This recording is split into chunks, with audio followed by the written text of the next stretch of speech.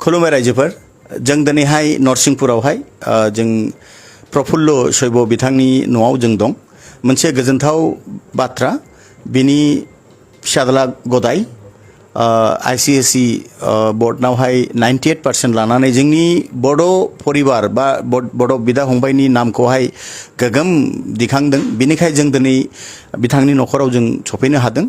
आं धन्यबाद होयो बे न'खरनिनो रिता शैब बिथाङा आंखौ इनफरमेशन हरनानैहाय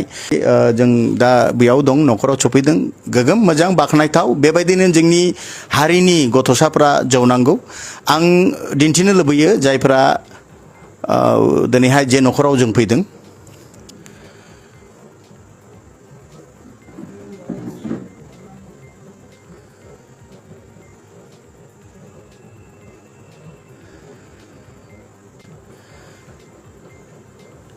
सोनाब बंग एबा बे बुहुमाव थानाय गासैबो बर' हारिनि धोरोमैहाय बिथांखौहाय जों गोगोम साबायखर बावो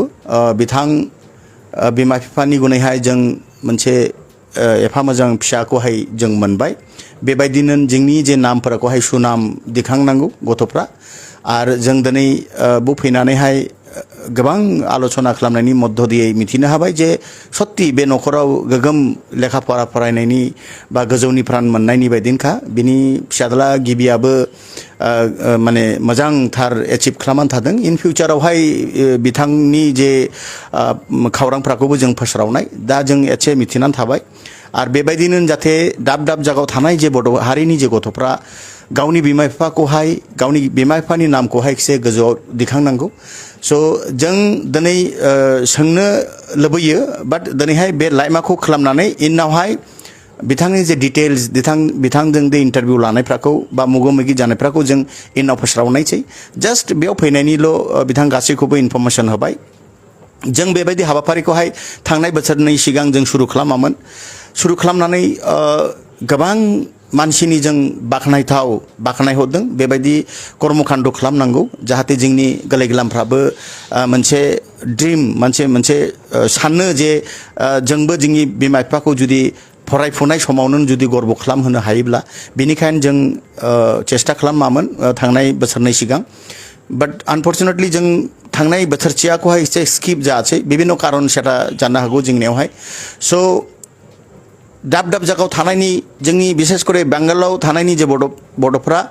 जे नोंसोर मानो खालामले बेखौ कन्टिनिउ खालामला गाहामथार जागौ होननानै खावलायहरनायावहाय जों देग्लाय साखाफारा जानानै आरो खेबसे बिबानखौहाय जों लाबावबाय आरो आसा करि बेबायदिनो बे जे हाबाफारिफोरखौहाय बे मोनसे जातिखौ दिखांनायनि आरो थुलुंगानायनि मोनसे खामानि बिनिखायनो बे खामानिखौ जों नागारले होननानै सानदों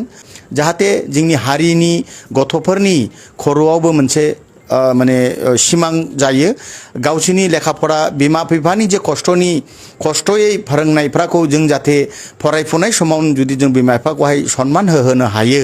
बे मोनसे जोंनि साननायनि थांखि बेबो तो जों इनावहाय डिटेल्सैहाय बिथां गासैखौबो एडिटिंनि माध्यमै इनाव फोसावनायसै दा